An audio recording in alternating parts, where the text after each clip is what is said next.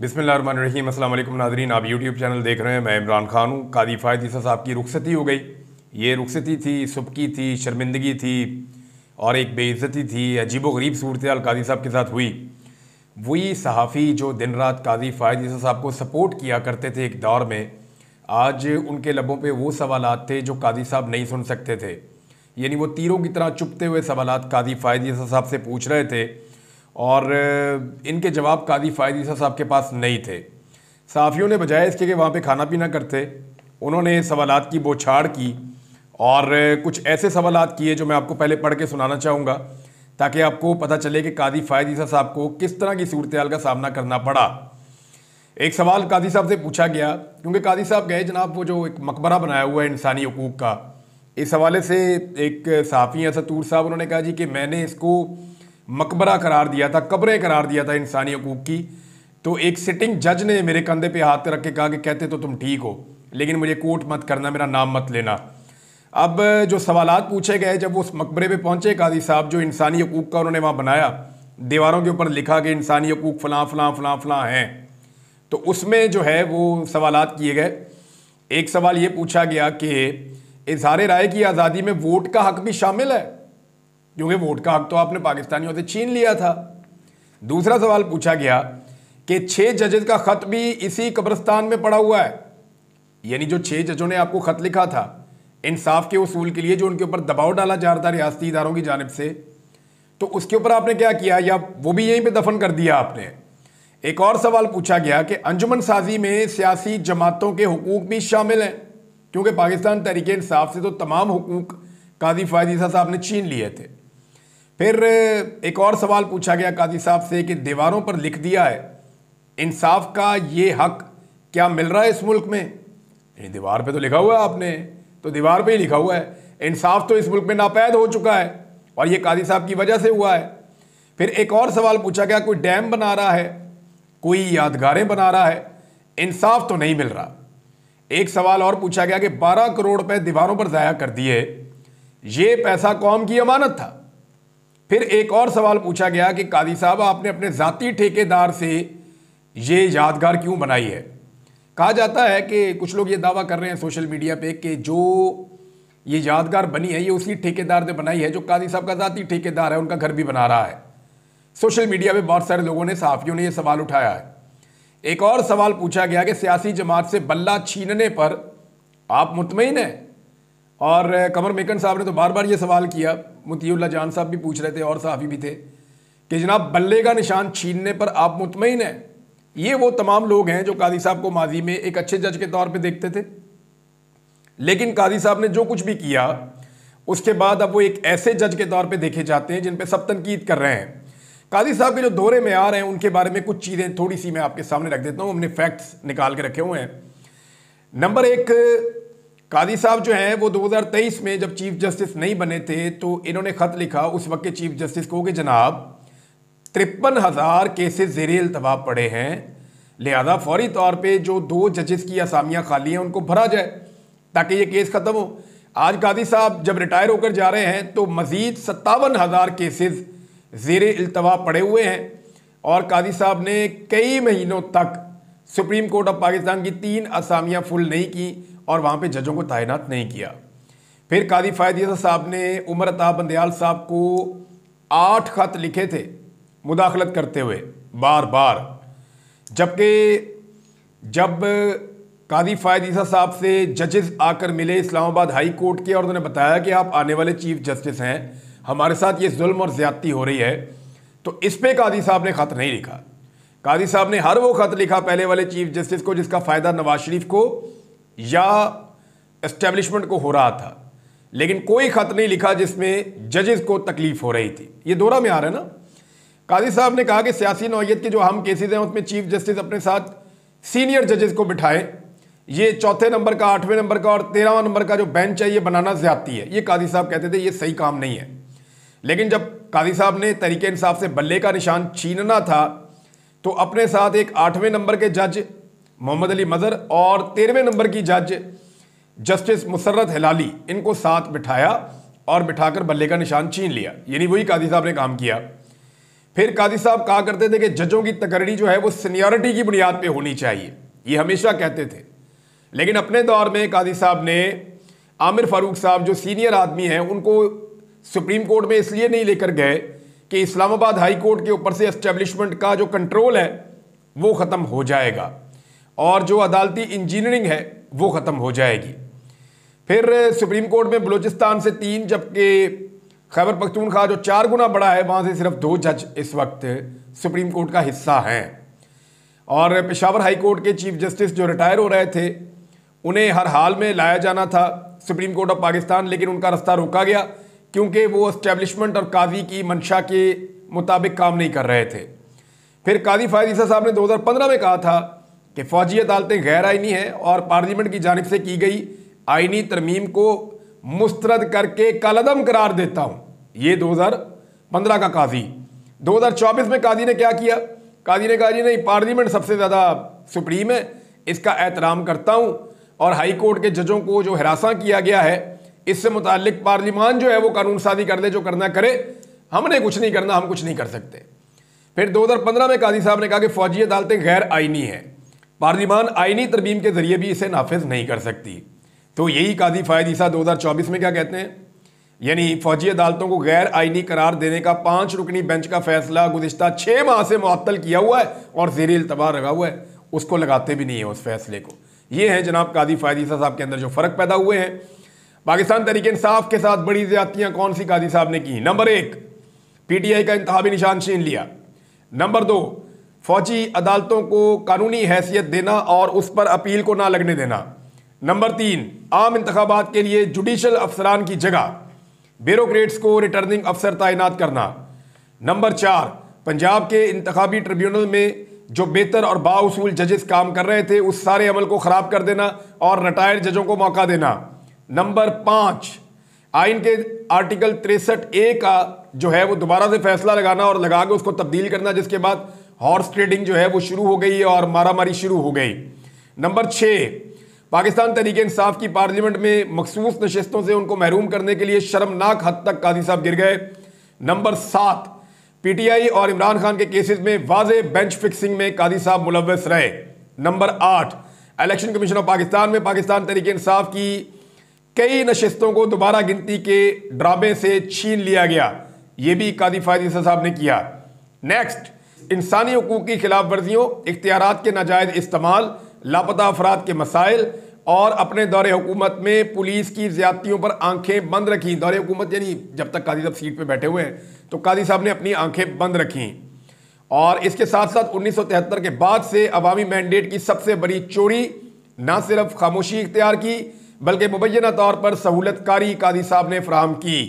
और एक और चीज़, इस्लामाबाद हाई कोर्ट के 6 जजेस की जो उनकी शिकायत थी कि हरासा किया गया, उस पर बट्टी डाल दी क्योंकि वो केसेस जो हैं वो पाकिस्तान तहरीक इंसाफ से रिलेटेड थे। तो ज़्यादातर जो ज़्यादतियाँ हैं कादी साहब के दौर में वो पाकिस्तान तहरीक इंसाफ के साथ हुई हैं। जस्टिस मंसूर अली शाह साहब ने वाज़े तौर पर कहा कि जी मैं तो इसमें नहीं आ रहा और वजह भी लिख कर गए। यानी कादी साहब का आज आखिरी दिन था, रिटायर हो गए हैं अल्हम्दुलिल्लाह। अब पाकिस्तान में वो चीफ जस्टिस नहीं रहे। ये जुल्म का एक दौर था, एक स्याह दौर था जो ख़त्म हो गया। पूरा पाकिस्तान सेलिब्रेट कर रहा है, सब खुशी मना रहे हैं कि एक ऐसा आदमी चला गया जो ज़हनी तौर पे ऐसा लगता था कि बीमार था और हर चीज़ को जो है वो एक मखसूस एंगल से देखता था और हर चीज़ के अंदर जो है नफ़रत, बुग़्ज़, गुस्सा, पाकिस्तान की तबाही का बाइस बना ये आदमी और जमहूरियत की तबाही का बाइस बना, आज़ादी इज़हार राय को तबाह कर दिया। अब मंसूर अली शाह साहब ने क्या कहा? जस्टिस मंसूर अली शाह साहब ने कहा कि ओवर स्पीडिंग की वजह से साबिक चीफ जस्टिस साकिब निसार के अलविदाई रेफरेंस में मैंने शिरकत नहीं की थी और मौजूदा चीफ जस्टिस कादी फायद ईसा के अलविदाई रेफरेंस में भी शिरकत नहीं करूंगा। उन्होंने रजिस्ट्रार सुप्रीम कोर्ट को एक और ख़त लिख दिया। उन्होंने कहा कि दुनिया भर में जाने वाले चीफ जस्टिस को अलविदाई तकरीब देने का रवाज है। जाने वाले चीफ जस्टिस की खिदमात को अलविदाई तकरीब में सराहा जाता है। इदारों की तरह अफराद के मेरिट्स पर रवायात इन्हिसार करती हैं। साकिब निसार ने अपनी आइनी किरदार की हदूद से तजावज़ किया। इसी सबब जस्टिस साकिब निसार के रेफरेंस में शिरकत ना करने का फैसला किया। जस्टिस साकिब निसार के रेफरेंस में ना जाने पर 17 जनवरी 2019 को ख़त में वजूहात बताई थी। उन्होंने अब ख़त में लिखा कि मैंने ओवर स्पीडिंग पर उनके रेफरेंस में शिरकत नहीं की थी और कादी फायद ईसा का रेफरेंस भी अटेंड नहीं करूँगा। कादी फायद ईसा के लिए अलविदाई रेफरेंस में शरीक ना होने की जो वजूहात उन्होंने बताई वो ये हैं। मंसूर अली शाह साहब ने लिखा कि चीफ जस्टिस का किरदार अवाम के हुकूक, अदलिया की आज़ादी और सबके लिए इंसाफ का तहफ़्फ़ुज़ करना होता है। चीफ जस्टिस फायद ईसा का अलविदाई रेफरेंस अटेंड ना करने की वजूहात मज़ीद परेशान कुन हैं। चीफ जस्टिस फायद ईसा के रेफरेंस में ना जाने के फैसले पर खुद को मजबूर पाता हूँ, यानी मैं मजबूर हूँ कि मैं ना जाऊँ। फिर कहते हैं जी, उन्होंने कहा कि चीफ जस्टिस कादी फायद ईसा शुतुरमुर्ग की तरह रेत में सर रखे अदलिया पर बैरूनी असरात और दबाव से लाताल्लुक रहे, यानी जजों के साथ कुछ भी हो, अदलिया के साथ कुछ भी हो, कादी साहब ने शुतुरमुर्ग की तरह रेत में सर दबाया हुआ था और उन्होंने अदलिया में मुदाखलत के दरवाजे खोल दिए। फायद ईसा ने अदलिया का चेक एंड बैलेंस नहीं रखा, अदलिया का दिफा करने की हिम्मत नहीं दिखाई।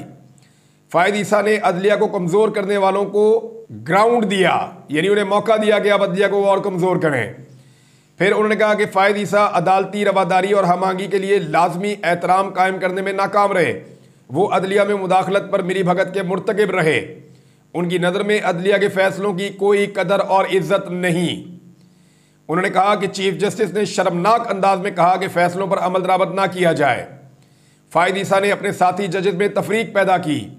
जजेस में तफरीक के असरात तादेर अदलिया पर रहेंगे, जो वो कर गए हैं उसके असरात तो रहेंगे अब। उन्होंने मजीद लिखा कि फुल कोर्ट रेफरेंस में शिरकत और ऐसे दौर का जश्न मनाना पैगाम देगा कि चीफ जस्टिस अपने इदारे को नीचा कर सकता है। इदारे को नीचा करने या इदारे की तजलील करने के बावजूद समझा जाएगा कि ऐसा चीफ जस्टिस अदलिया के लिए मुअज़्ज़िज़ खिदमतगार रहा है। मैं ऐसे चीफ जस्टिस के रेफरेंस में शिरकत नहीं कर सकता। मजीद जनाब जजेस भी थे जिन्होंने शिरकत नहीं की और उनके अंदर जो है वो जो बाकी जजेस हैं उनके भी मैं आपको नाम बता देता हूँ जिन्होंने इस रेफरेंस में शिरकत नहीं की। जस्टिस मलिक शहजाद साहब ने शिरकत नहीं की, जस्टिस अतर मिनल्ला साहब ने शिरकत नहीं की, जस्टिस मुनीब अख्तर ने शिरकत नहीं की और जस्टिस आयशा मलिक भी रेफरेंस में शरीक नहीं हुई। ये वो जजेस हैं जिन्होंने शिरकत नहीं की। अब नाज़रीन, एक बड़ा अहम चीज़ है कि आने वाले चीफ जस्टिस के लिए चैलेंजेस क्या हैं, उन्हें कौन से काम करने पड़ेंगे। इस पर एक वीलॉग करूँगा नेक्स्ट कि उनके सामने कौन से बड़े चैलेंजेस खड़े हैं और उनसे वो कैसे निपट सकते हैं। यानी मैं कानूनी चीज़ें तो नहीं जानता, लेकिन मैं ये ज़रूर जानता हूँ कि अवाम की एक्सपेक्टेशंस क्या हैं। कादी साहब ने ऐसे कौन से काम नहीं किए जिनकी वजह से लोग उनसे नाराज़ थे, और आने वाले चीफ जस्टिस अगर अदलिया के ऊपर एतमाद बहाल करना चाहते हैं अवाम का तो उन्हें क्या करना पड़ेगा। नवाज शरीफ पाकिस्तान से निकल लिए, मियाँ साहब नस गए और उसकी वजह मैंने आपको पहले बताई थी। मैं हमेशा से ये कहता था कि नवाज शरीफ का इन्हिसार पूरा का पूरा कादी फायद ईसा पे है। कादी फायद ईसा नहीं तो फिर नवाज शरीफ नहीं। नवाज शरीफ साहब पाकिस्तान में आए नहीं जब तक कादी फायद ईसा चीफ जस्टिस नहीं बन गए, हालांकि उनको हर चीज़ दी गई, लेकिन लंदन प्लान के मुताबिक वो तभी आए जब कादी साहब ने हलफ उठाया तो मियाँ साहब ने कहा ठीक है अब मैं आ रहा हूँ। और नवाज शरीफ साहब ने कादी साहब के हलफ से 3 महीने पहले उनका नोटिफिकेशन भी करवा दिया था ताकि कोई रुकावट ना आ जाए। लिहाजा मियाँ साहब का सारा इन्हिसार कादी फायद ईसा पे था। कादी फायद ईसा साहब रिटायर हो गए। आज उनकी रिटायरमेंट के दिन मियाँ नवाज शरीफ साहब ने पाकिस्तान की सरजमीन छोड़ दी। मियाँ साहब का यहाँ और कोई वाली वारस नहीं है, ऐसा लगता है, ना अपनी बेटी पे, ना भाई पे, ना किसी और पे उनको यकीन है और उनको पता है कि इन तिलों में तेल नहीं है। ये तो एक हवा के ऊपर बैठे हुए हैं और किसी वक्त भी ज़रा थोड़ी सी हवा चली तो ये सारे पत्ते झड़ जाएंगे और ये हुकूमत ताश के पत्तों की तरह बिखर जाएगी। बहरहाल मियाँ नवाज शरीफ साहब दुबई पहुँच गए, वहाँ से वो बरतानिया चले जाएंगे अपने देश। तो नवाज शरीफ साहब ने भाग ही जाना था, नवाज शरीफ साहब भाग गए हैं। वो एक आदमी जेल में बैठा है जिसको ऑफर की जा रही है कि भाग जाओ और वो कह रहा है कि तुम सब भागो, मैं यहीं पर बैठा हूँ। और वो ये कह रहा है कि मैं डील नहीं करूँगा, मैं अपने लोगों के साथ खड़ा हूँ। तो पहली दफ़ा पाकिस्तान में टक्कर का सियासतदान मिला है इस निज़ाम को। इससे पहले जितने सियासतदान मिले हैं वो बेचारे कभी झुक जाते हैं, कभी हाथ जोड़ लेते हैं, कभी पाँव पकड़ लेते हैं, कभी डील कर लेते हैं, कभी बाहर से सिफारिशें ले आते हैं। ये वाहिद आदमी है जिसके लिए दुनिया आवाज़ उठा रही है और ये हर जुल्म और सितम बर्दाश्त करने के बावजूद डट कर खड़ा है। अपना पूरा ख़ानदान अंदर करवा दिया, 9 महीने इसकी बीवी को अंदर रखा गया, कई दिनों से इसकी बहनें अंदर हैं, इसका भांजा अंदर है, ये खुद अंदर पड़ा हुआ है, लेकिन इसके बावजूद ये आदमी टूटने के लिए तैयार नहीं है। तो नवाज शरीफ से तो बहुत फ़र्क है। नवाज शरीफ जैसे एक हज़ार हो तो एक इमरान खान जो है वो नहीं बन सकता जितना वो मजबूत असाब का और सच्चा और खरा आदमी है। नवाज शरीफ आपसे नहीं हो पाएगा, आपके ख़ानदान से भी नहीं हो पाएगा।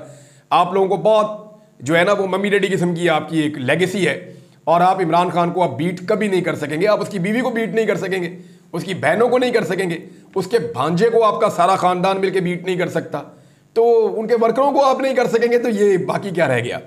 बहरहाल इमरान खान साहब के बारे में कुछ और वीलॉग्स में चीज़ें मैं आपके साथ शेयर करूंगा, लेकिन फजलुर रहमान साहब ने एक बात की है।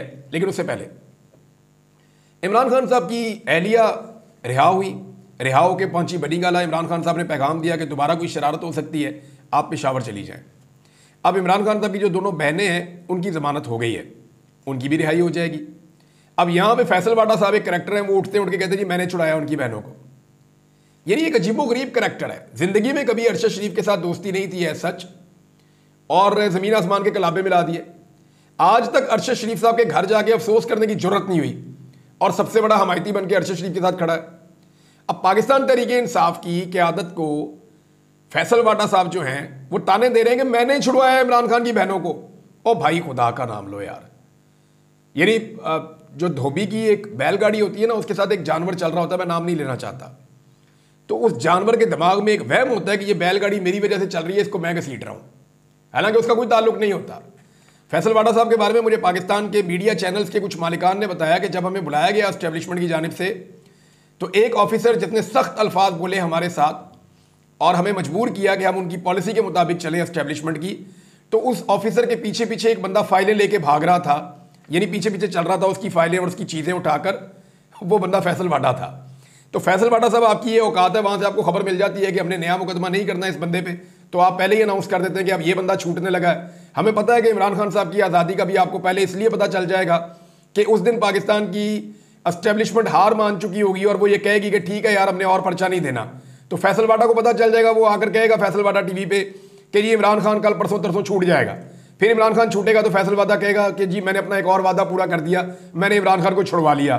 तो मिसाल वही है कि जो धोबी की बैलगाड़ी के साथ चलने वाला जानवर है, वो समझता है कि ये बैलगाड़ी को मैं खींच रहा हूँ, हालांकि वो खुद नहीं खींच रहा होता। यानी आप इमरान खान साहब की बहनों का जाके सामना नहीं कर सकते। 24 घंटे का मुकदमा नहीं था ये जिनमें उनको पकड़ा गया। उसूलन तो उनको 24 घंटे में छोड़ देना चाहिए था। कितने दिन हो गए उनको वो जेल के अंदर बंद है, मुलाकात भी नहीं करने दे रहे, रुसवा करके रख दिया उन्हें। और अब जब वो कानून के मुताबिक छूट रही हैं तो इसको डील का तासुर दे रहे हैं। ये 2 नंबरी है। फजलुर रहमान साहब ने एक बात की है, मौलाना फजलुर रहमान साहब ने कहा जी 27वीं आईनी तरमीम नहीं होने देंगे। मौलाना साहब आपने 26वीं आईनी तरमीम पर भी यही कहा था और फिर आपने वो मंजूर करवाई है। इस पर मैं अगले वीलॉग में डिटेल से बात करता हूँ कि मौलाना साहब ने एक्चुअली कौम के साथ किया क्या है। लेकिन एक चीज़ जाते जाते बताऊँ कि कैदियों वाली वैन पे हमले की खबर चलाई गई और ये कहा गया कि जी वहाँ से पीटीआई के कैदी कोई भाग गए हैं और हमला हुआ कैदियों वाली वैन के ऊपर। 3 वैन जा रही थी। तो हकीकत यह है कि अदालत ने 82 मुलजिमान को जो पाकिस्तान तहरीके इंसाफ के उनको डिस्चार्ज किया था, बजाय उनको छोड़ने के ये वैन लेकर अटक की तरफ चले गए और रास्ते में कोई ड्रामा करके इन्होंने गाड़ियां वापस मोड़ी। लेकिन मजे की बात यह कि पीटीआई वालों की कारें पीछे जा रही थी, उन्होंने उसकी वीडियो बनाई हुई है कि ये गाड़ियां वापस क्यों मोड़ रहे हैं। तो पूरा वकूआ पाकिस्तान तहरीके इंसाफ के कारकुनों ने पकड़ लिया। अगले वीलॉग में इसकी भी तहकीकात हो रही हैं, वो भी आपको बताता हूं। ये सारी चीजें आपके सामने रखूंगा। अब तक के लिए इतना ही। अपना ख्याल रखिएगा, अपने इस चैनल का भी। अल्लाह हाफिज।